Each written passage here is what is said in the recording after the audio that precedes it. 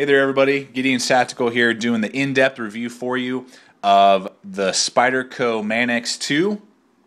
This is the slightly older version. This one has the 154 cm steel. These are still easily purchased and available, but I know that now in 2012 the model carries S30V steel. Both very high-end, good quality steels. You're looking at Rockwell hardness around 60 to 61, so very high on the Rockwell scale for this particular model. Quick specs for you. You got about a 4.5 inch handle, 3 3/8 inch blades, so just under 3.5 inches, and you have a total weight of 5 ounces, so it's definitely a beefy little knife. So let's go ahead and take a look at it here. Here at the front, we have a hollow grind, high hollow grind. This will be very easy to resharpen, and wicked sharp out of the box. Good belly. You know, this is just a great slicer. It's going to slice through things very easily. It's an 1/8 of an inch thick blade, which is awesome, and you can see it comes down to this really delicate tip. So it's going to pierce extremely well, and you can do a lot of detailed work with it that maybe some of the larger knives you can't do. And it's going to just pierce really, really well. The only thing is you just can't be using this like a pry bar. It's definitely a weaker tip than, say, like the Endura. The Endura has a little bit of a thicker tip, so you can do a little bit more work with this. You just got to be careful. You know, I mean, it's really strong steel, but it could chip. Just be careful with that tip. But wicked sharp out of the box, great belly, leaf point design, leaf design, and it's just an amazing. I love this design that Spyderco does. So just under 3.5 inches, so it's a great length for EDC as well as tactical use. This is a great tactical blade, not only for the piercing and the heaviness of it, 5 ounces, but the traction that you get, and that's where we're going to next. You have both this awesome finger choil back here with jimping, you can see in here, as well as jimping all along this spine and up onto this, not as aggressive as some of the other Spydercos, but definitely a thumb ramp with awesome jimping that digs in really well. So you're locked in great like this, and you can stab really well if you wanted to, or you can just go to town. And for detail work, detail cutting or whatever, you can choke up. You got great jimping in here, and this finger choil right there, as well as like that, and you're locked in. You can really do, you know, your detail work if you're carving or food prep or whatever. So the traction is amazing on this Manix2. I love it. And this jimping back here on the spine, you can see it sticks up above the G10, so you can feel it all along here. This is the way jimping should always be on every knife. Now I know it costs a lot, and some knives are, you know, built to be on a budget, but man, some of those, you know, it's not that difficult to do jimping like this. This is the way jimping is supposed to be, for sure. So that's the lockup. The lockup is great, and you can definitely use it as a tactical blade. I mean, it's going to be great for that, or just your everyday EDC use. It's just a little on the heavy side. So kind of go into deployment and lockup. The deployment is a very large finger hole. I can get my whole index finger in through there, and I wear large size gloves. And it's extremely smooth. What you should expect from all Spydercos, super smooth.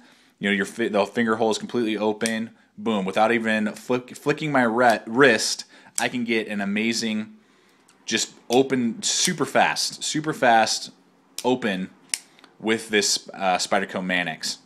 Onto the lockup, it's their axis lock, much similar to Benchmade's lockup design. And basically you just pull back on this little lever here when it's open, and gravity carries the blade back into place and just bounces into place. Now you just kind of work with it a little bit. And with a little bit of practice, you can get it down where it will actually close in like that. Boom, got it. And you catch it, and you're good to go. You don't even have to touch the blade. So when it's open, the lockup is fantastic. No wiggle, left, right, up, down.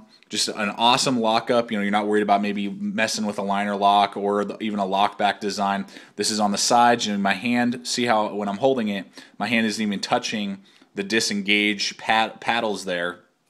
And even if I'm choking up, my hand is still raised away from that, and there's no way that I'm going to accidentally disengage the lock unless I'm purposely doing it. You put the handle back in the palm of your hand like that, pull back, and boom, it closes just like that. So great lockup, great axis design. I like it a lot. Very smooth, and just great lockup.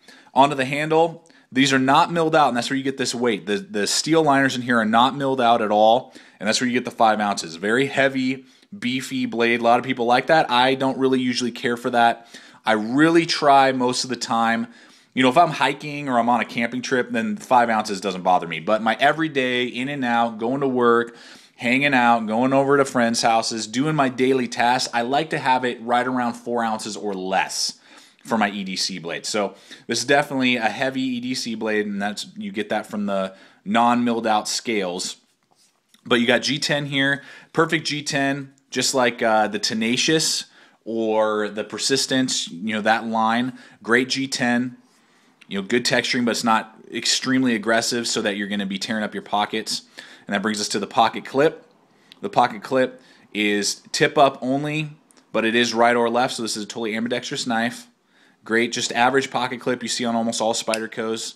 Pretty strong, not going to bend on you, and is going to hold well as that it rides relatively deep as well. You're only going to have that much sticking up. A lot of people like that. Huge lanyard hole, great for that. Just an overall really well-designed knife. Finally, the handle. I wear large-sized gloves. If I'm holding it back here, I still got plenty of room. And if I choke up, I still got even more.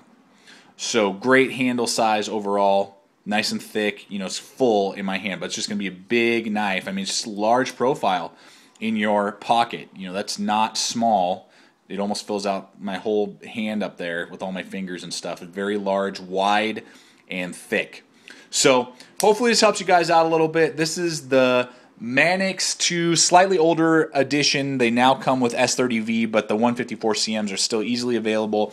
And just an overall great large tactical / EDC blade. You will not be sorry if you purchase the Manix2, regardless if it's the 154 CM or the S30V, if you're looking for a large pocket knife for tactical or EDC use. So hopefully this helps you guys out. Thanks for watching. Stay equipped, stay prepared, and I'll see you out there.